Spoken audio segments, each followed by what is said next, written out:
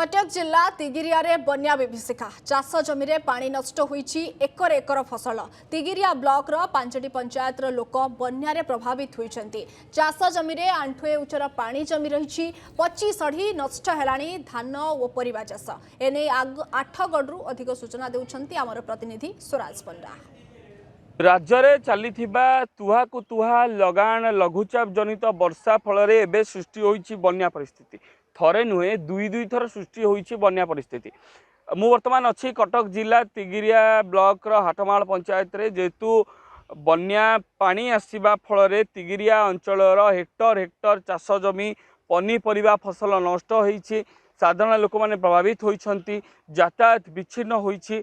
अनेक पनीपरिया फसल चाषी करजरे आनी ताकू करथिला बेले से सब नष्ट होईची। तो आम सहित किसी चाषी अच्छी हाटमाल पंचायत पचारि बुझा जे वास्तव स्थिति कौन किभली भाव में से चाष करते किंतु एबे प्राय 15 दिन रु अधिक समय हो सबकि जलमग्न हो रही। आज्ञा ना कह मो ना अशोक कुमार गोछे। आज्ञा कौन कह आज्ञा कितने नष्ट हो कटक जिलार आज्ञा तिगिरिया ब्लॉक हाटमाल ग्राम पंचायत एठी 7 दिन धरी पूरा कंटिन्यू पानी रही।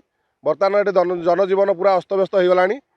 आम ये विभिन्न प्रकार चाष करूँ, मुख्यतः धान चाष करूँ। हेक्टर हेक्टर धान चाष पूरा नष्ट हो गला। आ सहित ये भेंडी कलरा बोदी काकुड़ी ये सब पनीपरिया आम करूँ। पानी 7 दिन जेहेतु बुड़िकी रहा सब गछ सड़ी गला नष्ट हो गला। सी आउ किसी काम दबनी। दुर्दशा मास है पानी वर्षा रे पानी जमिकी रही पनीपरिया सब नष्ट।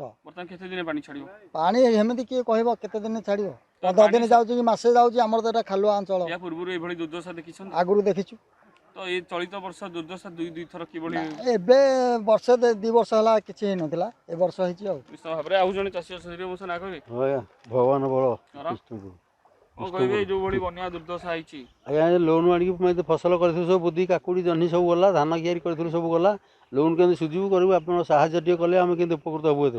चिंतार अच्छु आम कौन करूँ किसी आम ना कलरा जह्नी भेंडी काकुड़ी बुद्धि सब लगी सब जाइए नष्ट हो जाए सब जाइए बुड़ी जाइए पानी सड़ी जाए सब किसी ना। निश्चित भाव में आप शुणिपारे जहाँ चाषी मान मनरे जो कथा बर्तमान प्रश्न उठुची जे करजरे आनी आम चाष करूँ किंतु ताको भरणा करूँ केमिति।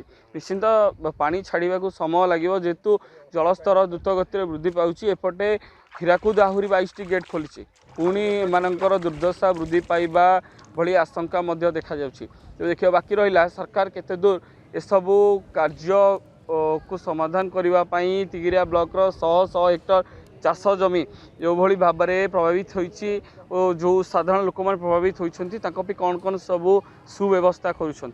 आठगड़ू स्वराज पंडा, अर्गस न्यूज।